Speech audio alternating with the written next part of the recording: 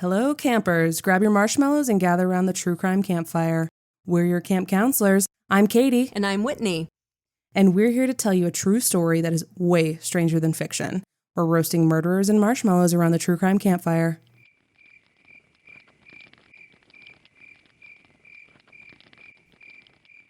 We've talked about a lot of notorious criminals here on True Crime Campfire, but do you think any of today's villains will still be widely known in 300 years?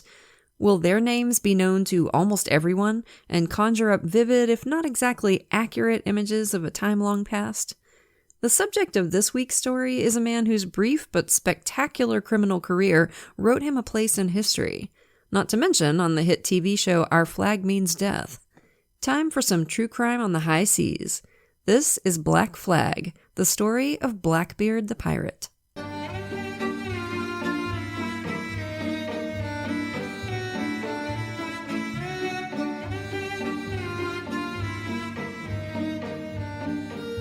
So, campers, we're plunging into this one right at the end, in the waters off of Ocracoke Island, North Carolina, November 21st, 1718. Black powder smoke, musty and sulfuric, still hung about the decks of the Jane. The ship had been battered by cannon fire, her decks scarred by battle and stained with blood, but her mission had been a success. The great pirate lay dead on the wooden planks. He hadn't gone down easy. His body was pierced by 5 bullet holes and 20 sword cuts. There was no question he was dead now, though. His head lay several feet from his body. You don't come back from that. Captain Maynard, his sword broken and his hand bleeding from his own almost fatal fight with the pirate, gave his men a gruesome order, and when the Pearl finally set sail again, a severed head hung from the bowsprit at the front of the ship, its long black beard waving in the breeze. It's one way to send a message. And so ended the career of one of the most notorious figures of the golden age of piracy, Blackbeard. His criminal life had followed the same trajectory as most of his fellow pirates, full of adventure and short, ending in an early violent death. Blackbeard was only a pirate for 2 years, but unlike most pirates, the shadow of his reputation still stretches down through the centuries. Here in the 21st century, he's still showing up in books, movies, TV shows, and video games. So what was it that made him so special? Well, first we need to set the scene. When we say pirates, that probably conjures up some very specific images. Skulls and crossbones, peg legs and eye patches, big tall ships, and battles with cutlasses and flintlock pistols. Not to mention dudes going, "Arr!" A lot of this is pretty exaggerated. It comes from Treasure Island, from dozens of Hollywood pirate movies from the late 1920s to the 50s, from Disney rides and movies based on Disney rides. But this is a fantastical interpretation of a real place and time, the Caribbean from about 1650 to 1730.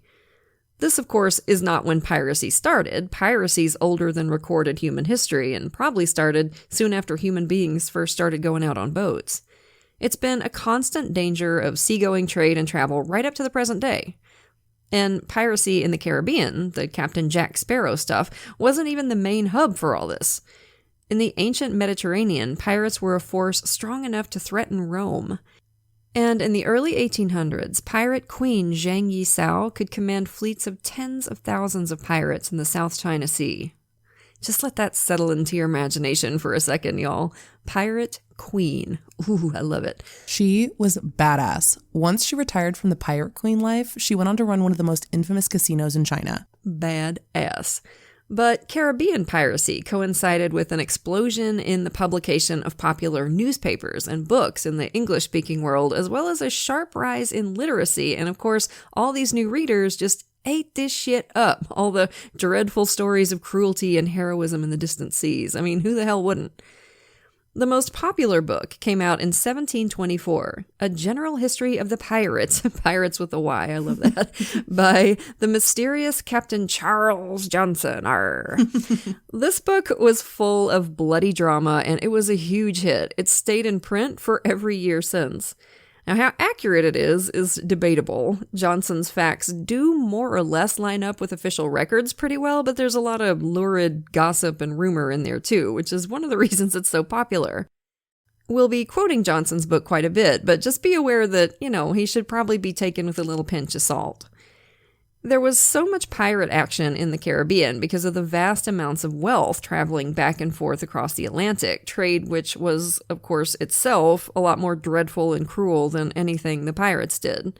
Enslaved people were taken from Africa and forced to work on colonial lands stolen from indigenous peoples. It's like an evil sandwich with rich, pompous Englishmen as the filling, who are also evil. Yeah. The fruits of their labor, sugar and rum and cotton and tobacco, were shipped back to Europe and sold for lots and lots of profit, some of which were used to procure more enslaved people, a never-ending loop of exploitation. The colonial powers of Europe were dicks to each other as well as to the indigenous folks. This was a time of near constant warfare, and one way those wars operated was through the use of privateers. Privateers were privately owned vessels given permission to attack and raid the vessels of a nation's enemies, taking as much loot as they could to disrupt trade. And if that sounds a lot like state-sponsored piracy, well, that's pretty much exactly what it was. Trouble with that was, once a conflict was over, it wasn't always easy to put the privateers back in their box. You know, hey guys, time to give up this existence of high adventure and incredible profit to go back to your lives of quiet desperation trying to catch halibut off the coast of Hull. No thank you.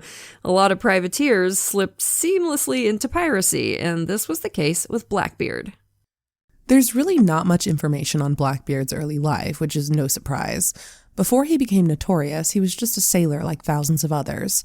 We know he was born sometime around 1680, and according to Charles Johnson, he was from Bristol, the major port on the west coast of England. His name was Edward Teach, possibly, anyway. Lots of pirates used aliases to avoid causing trouble for their families back home, which may be why there are so many probablys and possiblys in the early part of the story. He could read and write, and we know he had some solid math skills because you needed them to navigate the sea, so it's likely that Teach had some degree of education in a time when that wasn't the norm. Like many young guys, Teach found a career at sea, which got a lot more exciting after 1702 when war broke out with the French. Soon, Teach was hired as a privateer out of Jamaica, where he earned the rep for boldness and courage. The privateers made life hell for French ships throughout the Caribbean and the Atlantic coast for years, and then, in 1713, the war was over, and with it went all legal protection for the privateers. Edward Teach was left cooling his heels in Jamaica, but he and every other newly unemployed privateer had a place to go, Nassau, on the Bahamian island of New Providence. For years, this has been a safe haven for privateers and pirates, and now it was entering its new era, as the Republic of Pirates. Man, if that ain't the most badass phrase I have ever heard, I don't know what is. Welcome to the Republic of Pirates. Heavy metal guitar. Yeah. Literally, it sounds like the name of a mid-'80s metal album name, or like it's a self-titled album name by a band called the Republic of Pirates. Like that. And they have like themed outfits. The lead singer has an eye patch. The drummer wears a parrot, you know. Yeah. Big fun. I'd go to that concert. I know. It sounds like a blast. It's like the pirate version of Flogging Molly is what I'm picturing in my mind. To keep the place from burning to ashes on day one, a bunch of powerful pirate captains got together and came up with a code of conduct for everybody to stick to. You have to be civil. Sort of. There were rules. When Christopher Columbus landed on the Bahamas in 1492 and discovered America, which obviously he did not, and he sucks major donkey dick, but that's a story for another day. Yeah. The first people he met were the Lusians, who lived throughout the islands. Within 30 years, the Spanish had killed or enslaved them all, and the Bahamas would be uninhabited for over a century until England established a colony on the natural harbor of Nassau. This colony didn't exactly thrive, and when pirate Henry Avery sailed there in 1696 with a ship full of freshly stolen loot, the colonial governor was easily bribed to look the other way. After that, word got around that Nassau was a safe haven for pirates. After the French and Spanish attacked the place during the war, almost all the settlers left, and there was no governor. And the pirates took over the whole damn place. Which is, pretty much what pirates do. Yeah, they're like roaches that way. You see one, there's 20 in the walls. Nassau was a place for pirates to spend their loot. So, there were craft stores, artisanal cupcake bakeries, fancy little boutiques. Yeah, no, it was all bars, brothels, and gambling houses. And the only thing that kept the place from falling into chaos was the authority of the captains. One of these was a guy named Benjamin Hornigold. That's a good name for a pirate, isn't it? They're all horny for gold. It really is. I'm sure it's Hornigold, but I'm going to say it Hornigold till the day I die. I can't say it any other way. Hornigold. Yeah. Hornigold. With a name like that, it shouldn't surprise you that Benjamin was kind of an odd duck. He was a patriotic pirate, and he refused to attack British ships. What a nerd, right? This went over like a lead balloon with his crew, as I'm sure you can imagine, who felt their pockets getting lighter because of their captain's scruples, and in 1716, they voted him out of office. Yep, voted him out. Nice and democratic-like. We'll get to that a little bit later. Hornigold and his supporters, who by now included our boy Edward Teach, were put aboard a small sloop the pirates had captured and watched as Hornigold's old ship sailed for the horizon. Old Hornigold wasn't down for long. The pirates soon captured another ship, and Hornigold moved over there, leaving Teach in charge of the sloop. A captain for the first time, Edward Teach, who was a big, intimidating guy and also pretty damn sharp, started deliberately building a terrifying image of himself, Blackbeard the pirate. So, what was life as a pirate like? First of all, did they really talk like that? Well, a few of them maybe sort of did. The pirate voice we all know and love is almost entirely the creation of one man, actor Robert Newton, who starred as Long John Silver in Disney's Treasure Island in the 50s and then as Blackbeard the pirate a couple years later. I'm not going to claim it's a great movie, but if hearing somebody say, "Arr, a fiery wench, eh?" sounds like your idea of a good time, check it out. The voice is an exaggerated version of the accent in Southwest England, where Blackbeard and a lot of the other pirates came from, so, some of them probably did sound something like that, but it wasn't universal or anything, which is kind of disappointing, I know. Arr. That's a sad R. Yeah, sad R. It's truly a tragedy. The driving me nuts joke has gotten me through some tough times, and to find out that's not how pirates really talked. Wow. I know. I hope they at least had parrots on their shoulders, because I could not deal with it if that part turned out to be fake. Yeah. Parrots making pithy jokes and swearing. That's I need to believe. For the most part, life as a pirate was way better than life as a sailor, either military or commercial. The only downside was that there was a pretty good chance you'd end up hanging from a noose at the end of your career. So, trade-offs. Sailors in legitimate work had hard lives for meager pay, living under discipline, which shifted between strict and frickin' brutal. They had no control over where they went or what they did, and this works because in these situations, the ships are part of a larger system, with higher authorities, like government authority. When a crew has a brutal captain who's a little too free with the cat o' nine tails, the reason they don't just chuck him overboard isn't because they're scared of him. They're scared of the consequences of dealing with him, of being hunted down and hanged as mutineers. But on a pirate ship, there was no higher authority. There was no framework of law or government other than what they chose. Each ship was essentially its own little self-contained nation.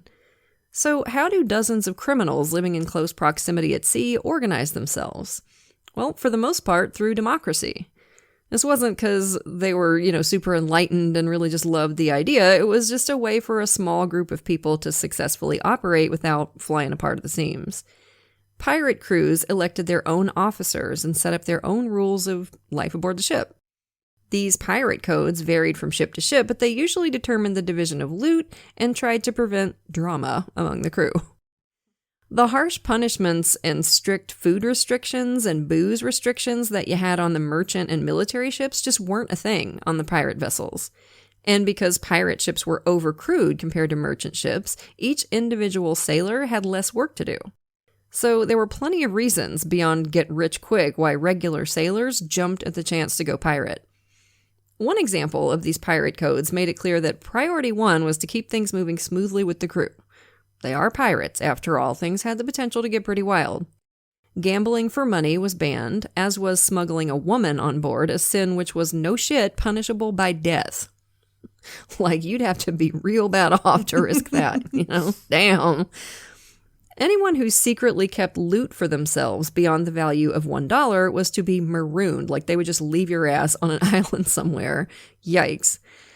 There was no fighting allowed between the crew.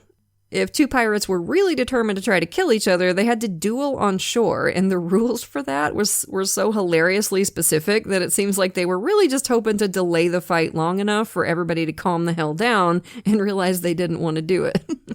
Because you'd have to, like, fill out forms and triplicate and shit, and it just wasn't worth the trouble. Yeah, it's got to be really, like, really intricate for, like, you to be like, I don't want to shoot that guy anymore. We're good. Yeah, exactly. They would just break your spirit, you know, with the bureaucratic red tape. You're like, fine, fuck it. Yeah. We just won't fight. Yeah. And remember the Chinese pirate queen? One of the codes in her fleet was that you couldn't mistreat female captives. Like, if they took prisoners from a village, they weren't allowed to harm a hair on their heads. Yeah, they actually registered women on the ship manifest, gave them their own quarters, and if you touched them, you died a painful death. Right on, Pirate Queen. Hashtag feminism. And y'all know that I'm never the type to say good for her when someone kills a person, but, like, good for her. They had it coming. Well, yeah, I mean, they knew the risks. So if you're going to go and do something creepy with one of the female captives, you knew what you were getting yourself into. Mm-hmm. No sympathy from me. Anyway, back to the pirate code we were talking about before. Almost everybody got one equal share of any loot. The captain and quartermaster got 2 shares, with other officers getting smaller divisions. The captain might have made twice as much money, but he wasn't twice as important. At least, not most of the time. In day-to-day affairs, he was just a member of the crew, his one vote weighing no more than anybody else's when decisions were made on what to do. But when the ship actually went into action against another vessel, the captain's authority was absolute. In theory, anyone could be selected captain, but if a crew wanted to survive and thrive, the candidate pool was a lot smaller. For one thing, a captain needed to be able to read charts and navigate. A crew could vote to, like, raid shipping off the coast of Florida, but somebody had to get them there first. And a captain was expected to earn his extra share of booty by leading the crew when the going got dangerous. So unless you'd already proven yourself to be capable of that, you didn't have a chance in hell. Blackbeard fit the role perfectly. He and Hornigold sailed up the eastern coast of the American colonies, plundering ship after ship, and the new captain's rep spread quickly. He was both skilled and fearsome, and Blackbeard knew how to play up the scariness. He wore 6 loaded pistols strapped to his chest, he tied colored ribbons into his long black beard, and sometimes he'd hang thick, slow-burning fuses over each ear so they glowed red on either side of his face. Oh, wow. Okay. Sounds like a good way to set your beard on fire, dude, but damn. Yeah, if you were superstitious, he looked demonic. If you weren't, he just looked dangerously insane. Either way, these little bits of theater work like a charm. And, like, listen, it's kind of cute. Like, I just imagined him getting ready in the morning before a raid, like kind of cute. tying the ribbons in his beard, and then, like, prepping his guns, like, he polishing them. Like, he's just, like, getting ready for, like, his day on stage, you know? You think he gave himself a little pep talk in the morning? Yeah, he is 100% just this. he's the theater kid of piracy. He's like, who's the biggest, scariest pirate? You are. I know. And go out there and slay. Yeah, he was a big dude too. This wasn't like a small dude. So just imagine you're on the other ship and you see like this giant figure with like a ratted beard with like ribbons in it, and then all you see is 2 like red things at eye level. Like, oh my God, that is terrifying. That's freaking terrifying. Absolutely, yeah. Ships would surrender as soon as they knew the dread pirate Blackbeard was after them. Blackbeard wanted loot, and he wanted to get it with as little fuss as possible. A fierce reputation was more useful for that than a cannon. And although there's no question at all that he was a tough son of a bitch, Blackbeard's tally of murders on the high seas was actually 0. Sure, he threatened murder, and he kidnapped and robbed and extorted, and one time he chained and whipped a captain to make him tell where he'd hidden the money on board the ship. We're not making a case for Saint Blackbeard here. This is a bad dude, but murder? As far as we know, this cutthroat didn't actually cut any throats. I'll be damned. Blackbeard and Hornigold sailed back down the American coast to the Caribbean, where they parted ways. By this time, they'd heard of King George's proclamation for suppressing pirates in the West Indies. This was a threatening-sounding name for what was actually a blanket pardon for any pirate who turned himself into a colonial governor. Hornigold had had enough of the life by then, and he surrendered to the governor of Jamaica to have his slate wiped clean. Shortly afterwards, he took advantage of another aspect of the proclamation: bounties placed on the heads of every pirate who refused to surrender. Benjamin Hornigold, one of the principal captains of the Republic of Pirates, turned pirate hunter. Ooh. He chased after his former colleagues for 2 years before a hurricane finally wrecked his ship on a reef. Hornigold died, possibly cast away on a tiny island where he died of thirst. It kind of feels like the sea itself took revenge against this guy. He was lucky until he turned against the code. Yeah. Blackbeard, though, had no intention of giving up the pirate life. Back in Nassau, he met a fellow captain, a newcomer to the pirate game by the name of Stede Bonnet. Stede was most definitely a weirdo, described by his peers as the gentleman pirate, and by me as a fucking idiot.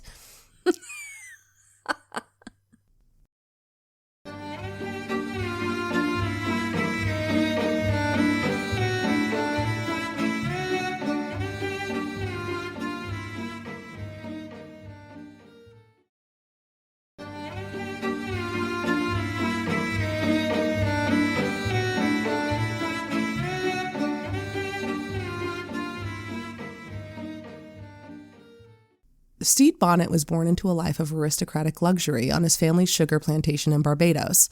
Lives of luxury are a lot easier to come by when you enslave other humans and force them to do all the actual work. And this was the case for the Bonnet plantation. Ew.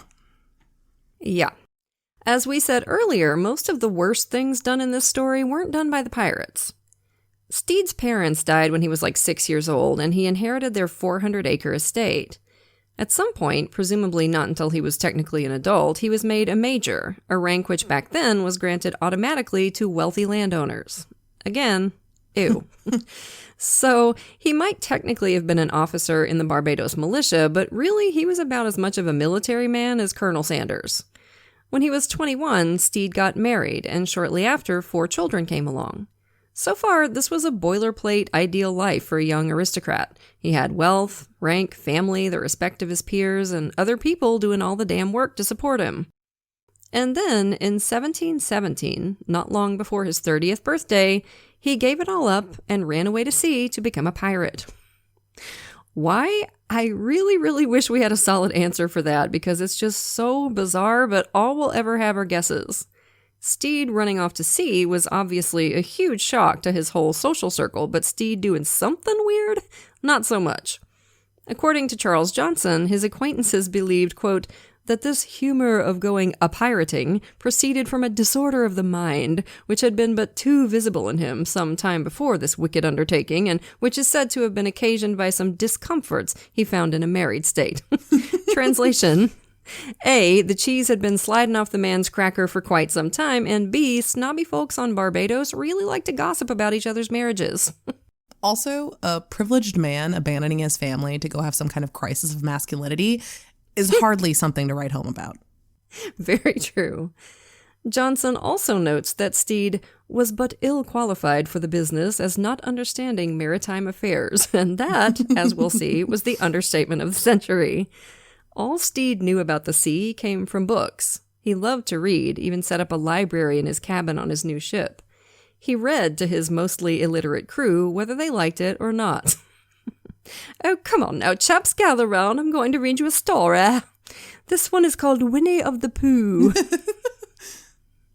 I bet they pretended to hate it, but actually liked it. I think they probably loved it. They brought their little pillows and blankets and yeah. Read us the one about Mary and the little lamb, sir. Is that? Puts me in mind of me old mum. Please, sir, may I have some more? It's Oliver Twist, actually, not a pirate. With an R in there somewhere, I'm sure. I actually kind of suspect this whole banana pants scheme of running off to join the pirates came from Stede reading romanticized pirate and sailor stories as a kid. But just to reiterate, at this point, this is a grown-ass man. So don't read books, kids. They'll turn you into pirates. And also, don't have more money than common sense, because it'll enable you to actually chase after the dipshit daydreams you got no business chasing. Steed bought a sloop and fitted it with 10 guns and hired 70 men to sail with him, paying them a regular salary. Now, none of this was correct. Pirates stole their ships, they didn't buy them, and the crew worked for shares of the loot, not wages. But they weren't going to turn down easy money, and one night Steed's new ship slipped silently away from Barbados. He'd called her the Revenge. Now, if Steed had anything in his pampered life to feel vengeful about, it's lost to history. Chances are he just thought the name sounded cool, which, yeah, I have to admit it kind of does. Initially, and you have to think this was down to good luck and an experienced crew, the Revenge actually had some success, plundering 5 ships off the coast of the Carolinas, Virginia, and New York. Despite this, though, the crew was uneasy. It was obvious to them that Steed was in way, way over his head, bless his heart, and they knew that they'd just pretty much gotten lucky so far. And that luck ran out off the coast of Florida when Steed ordered an attack on a Spanish merchant ship. But it turned out the merchant ship was actually a well-armed man-of-war, and as soon as the Revenge raised their black flag, the Spanish started blasting. So I started blasting. Cannons, yeah. Steed was knocked unconscious almost immediately. I know, bless his heart, right? Half his men were hurt or killed, and the Revenge barely escaped to limp away to one of the safe harbors within range, which was, of course, Nassau, the Republic of Pirates. Wicked, wicked, wow! Now, as a safe haven for any ship flying the black flag, Nassau was a frequent stopping point for any pirate crew who was anybody, right? The captains and most of the crews all knew each other pretty well by now. So the arrival of a weird aristo like Steed Bonnet, half dead and on a half-destroyed ship, got a lot of attention. And Steed, in particular, caught the eye of another freshly minted new captain, someone who had quickly carved out a terrifying reputation, our old friend Edward Teach, a.k.a. Blackbeard. Or possibly it was Steed's ship that caught Blackbeard's eye. Which one carried more weight, the ship or the man, is one of those questions we'll probably never have the answer to. That said, though, most of Blackbeard's actions were about money, so if you twisted my arm, I'd probably say that what happened next was mostly about Blackbeard getting his hands on the Revenge. As Blackbeard and Steed got to know each other, Blackbeard could immediately tell that Steed knew jack shit nothing about captaining a ship. He talked to Steed's crew and, with their consent, put one of his own men in charge of the Revenge, and then Blackbeard brought the injured Steed on board his own ship. In his book, Charles Johnson said that because Steed wasn't used to all the hard knocks of pirate life, Blackbeard convinced him that he'd be better off coming to live as a guest on his ship instead. He could do whatever he wanted, he wouldn't have to work, and he'd get to sail the high seas and see the world. Which sounds kind of nice, right? Steed could take it easy and recover from his injuries, and his new friend Blackbeard would take care of all the nasty hard work of actually being a pirate captain. Of course, there's no indication that Steed had any say in this new arrangement. I mean, it could have been a case of, do this, or I'm going to leave your dumbass in Nassau to defend for yourself. Right. Steed said, sure, and Blackbeard, with no struggle and no blood spilled, added a nice new ship to his little pirate fleet. So, what was going on here? If you've seen the show Our Flag Means Death, you'll know that in their version, there's a romantic relationship between Blackbeard and Steed, which, like a lot of pirate stories, is based on evidence that's kind of flimsy but still compelling. It's pretty much from 2 quotes from Johnson's book that we already shared. The thing a minute ago about Blackbeard bringing Steed on board his own ship and treating him surprisingly gently and kindly, and the earlier one, where Steed's former neighbors gossiped about him being, quote, uncomfortable in marriage. If you were a writer in the early 1700s and you wanted to let your readers know that a fellow wasn't exactly as straight as an arrow, saying they were uncomfortable in marriage might be how you did it. Uncomfortable in marriage, wink, wink, right? Like, hey, you know that guy Steve? He goes by Stephan now, yeah. I hear he was uncomfortable in marriage. Mm-hmm, yeah. He left his wife to go join the Pyrates. Mm-hmm. Right. It's like when historians write about Emily Dickinson and Sarah Gilbert, they're like, they were close friends and lifelong confidants. When right. In reality, they were writing each other like smoking love letters that would put Solomon to shame. Like, yeah. Professor, they were lesbians. It's okay. If Steed and Blackbeard were in a relationship, they were probably in one of the safest situations in the whole Western world for a gay couple. There's some debate on how prevalent and accepted gay relationships were on ships at the time, but it seems fair to say that the answer was more than on shore. I mean, these were small, almost exclusively male societies with a lot of traditional superstitions about women. Some sailors of the time, especially pirates, used a system called matelotage, which meant a pair of them shared incomes, promised to fight alongside each other when necessary, and named each other as heirs. Sometimes this was just a practical thing, two good friends who didn't have families back home. But sometimes this was a way for guys who were, really good friends to make it official. Next time you hear someone use the word matey in a pirate voice, remember they're talking about something that's kind of in the general ballpark of ye olde gay marriage. Mm-hmm. And we're going to go off on a quick little tangent here before we get back to Steed and Blackbeard. We said earlier that pirate ships were almost exclusively male societies, and that's true with emphasis on almost. We're going to tell you what we know about the life of one of the few female pirates we do know about. And based on her story, we think there were probably a lot more we don't know about. Now, Mary Read had a hell of a life, and we don't have time to do her justice here, but here's the short version.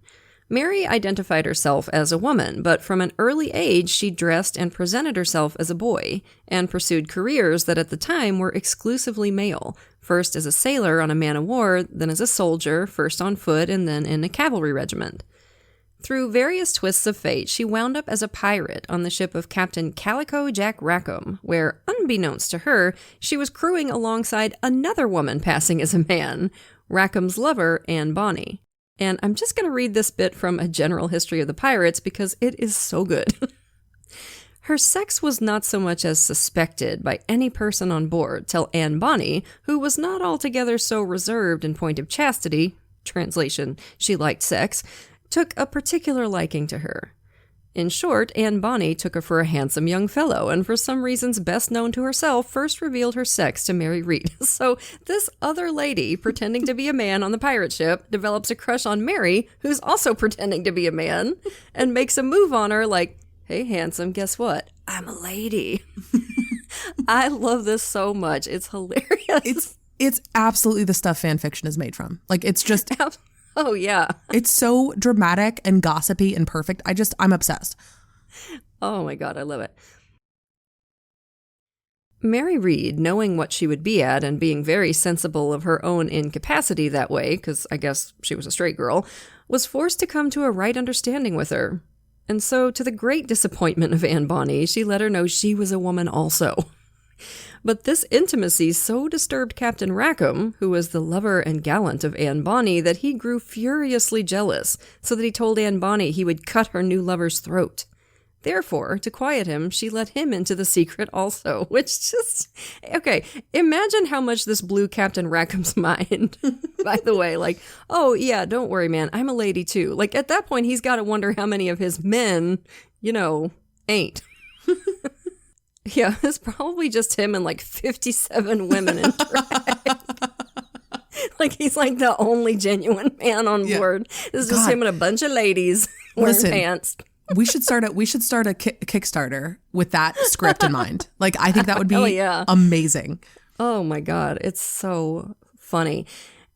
The Shakespearean messiness of all this aside, both Mary and Anne were completely successful at passing for men. The only people who knew the truth were the ones they told. It wasn't till they were caught and found to both be pregnant that the secret came out. And think about the craziness of this. These two ladies on the high seas, on all the high seas, just happen to bump into each other. Like, what are the odds of that? Well, we don't know the odds because we don't know how many women led similar lives without ever being discovered. I imagine a lot of them. That's what I suspect.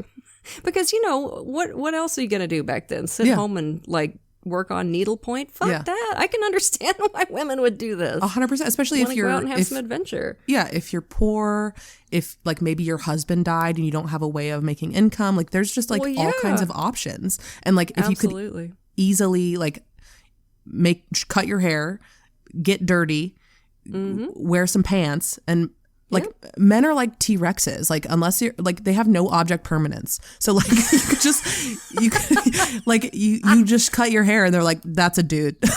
Well, So it probably wouldn't even occur. Like it would just be so weird that it probably wouldn't even occur to anybody back then to think that a woman would do this, because of course all the prejudices about women at the time were that they wouldn't even think, they wouldn't want to. They'd be too scared, right? Yeah. And then in the meantime, there's just like hundreds of these women. It's just crazy to me. I love it. All right, so back to Blackbeard and Steed, who sat somewhere on the long spectrum between prisoner and matey. He was treated well anyway, read his books, and wandered around the deck in his bathrobe. I mean, was he free to leave? Probably not, but he also wasn't just tossed over the side or marooned or put off the ship in a boat. Blackbeard already controlled Steed's ship, so why did he keep Steed around? Blackbeard absolutely was not just a nice, helpful guy always lending a hand to dudes in trouble. So if he kept Steed around, it was because he enjoyed being around him. Whether that was a platonic connection or gay as hell, we'll never know for sure, unfortunately, but I know what it is in my headcanon, okay? Yeah, they were lovers in the nighttime for sure. Blackbeard and his fleet of 3 ships sailed further down into the Caribbean and attacked a French merchant vessel, La Concorde. Both of Blackbeard's ships fired cannons, and the French captain surrendered. La Concorde, it turned out, was a slave ship. Blackbeard sailed it to a nearby island where he deposited the enslaved people from the hold and let the crew sail off in his old sloop, along with a whole bunch of beans so they wouldn't starve. Gee, thanks, Blackbeard. La Concorde was by far a superior ship, and after being renamed the Queen Anne's Revenge, it became Blackbeard's primary vessel.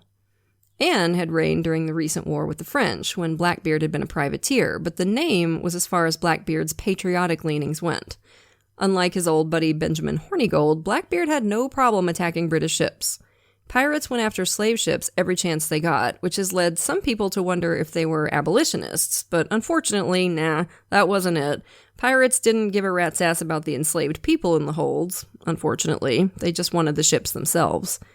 These were almost always expensive, fast vessels, for the horrifying reason that the quicker they crossed the Atlantic, the more of their captives would still be alive at the end of the voyage. How god-awful is that? Ugh. Horrific. After recruiting several of the African men, Blackbeard abandoned the rest to their fates and sailed off to refit the Queen Anne's Revenge with 40 guns, making her one of the most powerful ships in the Caribbean. Blackbeard moved into his new flagship along with Steed and all his books, and together, with Blackbeard in charge, obviously, they plundered ship after ship. This really began to cement Blackbeard's rep as the big daddy pirate of the Caribbean, but what really put the cherry on top of that reputation was when Blackbeard stepped up from taking on ships to taking on a whole damn city. The city was Charleston, or Charlestown, in the British province of South Carolina. Blackbeard's fleet blockaded the port and for 5 days stopped and looted every ship trying to approach or leave. One of the ships carried prominent citizens trying to sail for London, including a member of the provincial council. Blackbeard took them all prisoner and sent one man back to the city with his demands. Charlestown better give him the treasure he wanted within 2 days, or he would decapitate every hostage and send their heads to the governor. Damn. And what was this great treasure that Blackbeard was willing to rile up every British colony for? Medicine, that's what. Now, medicine at the time included some new American things like tobacco, coffee, and chocolate, although not always in the way you might expect. Want to know where the phrase blow smoke up your ass comes from? I'm not sure I do. Too bad. Back in the day, if you went unconscious, they used to literally blow tobacco smoke up your ass to try and revive you. Shut the fuck up. I will not. It's true. And medicine also included some old European favorites like stag penises and the ground skulls of people who died violent deaths. Oh my God. Given the choice, I think I'd go for the chocolate doctor rather than the stag penis doctor. You know, to each their own. It's just a personal preference. I don't know if it's like the difference between an MD or a DO or something, but I'd definitely be checking their certifications. Like, did they go to Stag Penis University or Willy Wonka's Chocolate Factory, you know? We don't know what medicine Blackbeard demanded. There were any number of diseases waxing and waning through the region, and maybe his crews were sick. Or possibly there was a personal problem he needed to address. In 1996, the wreck of the Queen Anne's Revenge was found off the coast of South Carolina. Among the treasures they found was a metal urethral syringe with traces of mercury inside it. Because for centuries, injecting mercury up your dick hole was a common treatment for syphilis. Oh my God. Isn't mercury like really toxic? Uh-huh. Good old 18th century medicine. Oh no. Yeah. We don't know it was Blackbeard, but somebody on the Queen Anne's Revenge was hurting. Oh my God. Gross. Because the pirates he'd sent into town with his messenger had immediately gotten blackout drunk, Blackbeard's deadline passed without any word from the colony. He didn't start lopping off heads, though. Instead, he sailed into the harbor to remind everyone he was there, and the panicked citizens handed over the medicine. Whoever needed it, dude, I hope it helped. Blackbeard then had his hostages hand over their valuables, including their nice clothes, and sent them safely ashore in their underwear. And then, really just to be a dick, he burned the ships he'd captured and sailed off. Damn, dude. I guess syphilis puts you in a shitty mood. Syphilis and mercury dick. Poor guy. Seriously. And for the record, we're not making fun of him for having syphilis. You couldn't swing like a dead parrot around at that time and not hit somebody that had syphilis. Everybody that was had just syphilis. Everyone had syphilis. We're making fun of the 18th century medicine. I just don't want anybody to be like weirded out. No. He was putting mercury into his urethra. Oh, Lord have mercy. That's upsetting. Colonial cities relied on maritime trade for their survival. They hated pirates, but after he'd held up a whole damn city, the colonies both hated and feared Blackbeard most of all. He was now the most wanted man in colonial America. And he knew that, of course. He also knew all about the king's proclamation offering pardons to any pirate who turned himself in to a colonial governor. But first he had to take care of his crew. In June 1718, the Queen Anne's Revenge ran aground on a sandbar in Beaufort, North Carolina. Now, if there's one thing Blackbeard undisputedly was, it was a damn good sailor. He wouldn't make this kind of mistake by accident. This was deliberate. It's like, oh no, we have run aground. We are helpless here on the sandbar. He did it on purpose, obviously. The Queen Anne's Revenge could no longer be sailed. Another of his ships, the Adventure, was almost entirely wrecked on the sandbars. So Blackbeard sent Steed inland to speak to Governor Eden and obtain pardons for them both, while Blackbeard stayed back to recover whatever he could from the grounded ships. Most likely, he wanted to feel out whether this whole pardon deal was legit or if Eden would just, string Steed up. Governor Eden was quite happy to grant the pardons, though, and Steed, his job well done, headed back to Beaufort. When he got there, he found that Blackbeard had done him dirty. And not only him, Steed's whole crew and hundreds of Blackbeard's own men were abandoned on the sandbar. Oh, you son of a bitch. How could you do your boyfriend like that?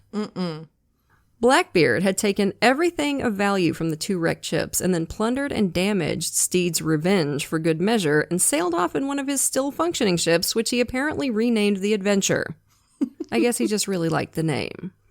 He had betrayed Steed and hundreds of sailors, all of whom were thoroughly pissed. They wanted to knock the now more aptly named Revenge back into shape and go get Blackbeard, which would negate that shiny new pardon Steed had in his hands, but it turned out Steed wanted petty vengeance more than he wanted to return to his safe, law-abiding life. I kind of can't blame him, actually. I'd want to go get his ass, too. Yeah. First, the Revenge got back into the plundering game to try and make up for the booty Blackbeard had stolen from them, and now that he was fully committed to the bit, Steed turned out to be a pretty damn good pirate captain, taking ship after ship. He learned from the best, right? But Steed Bonnet would never get the chance to go after Blackbeard. The Revenge was cornered in the Cape Fear River by two ships commanded by a Colonel Rhett. All three ships ran aground on sandbars in the low tide, and for the next 6 hours traded musket fire. Rhett's ships were lighter, though, and when the tide came in, they floated free first.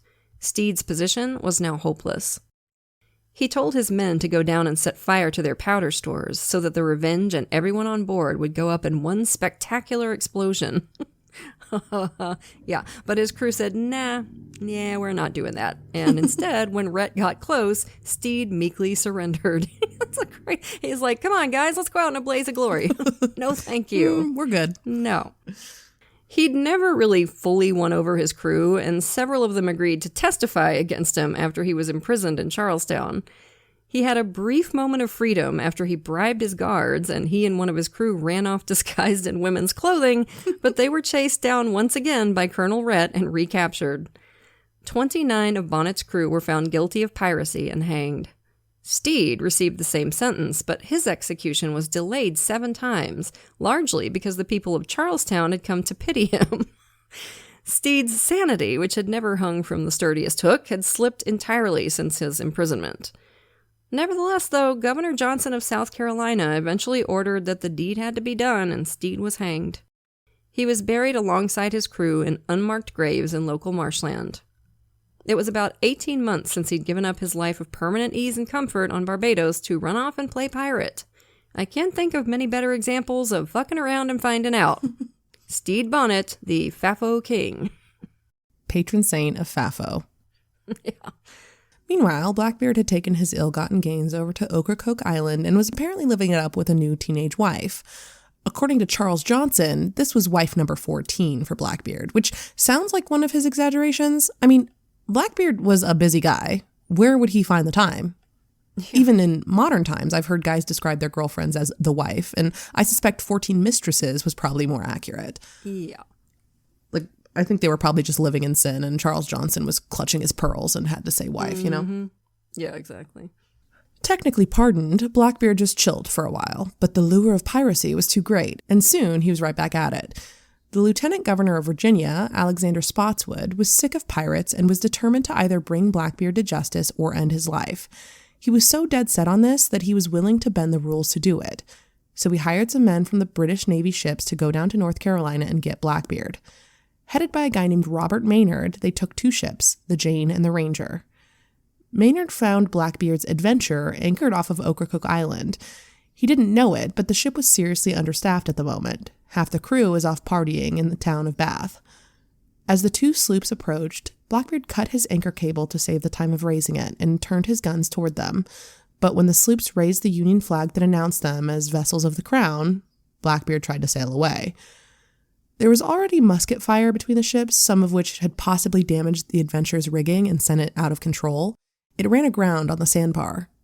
The ship still had her guns, though, and as the sloops got close, Blackbeard fired a broadside that killed or wounded 20 men on the Jane and 9 on the Ranger. The Ranger was disabled, but the Jane sailed on.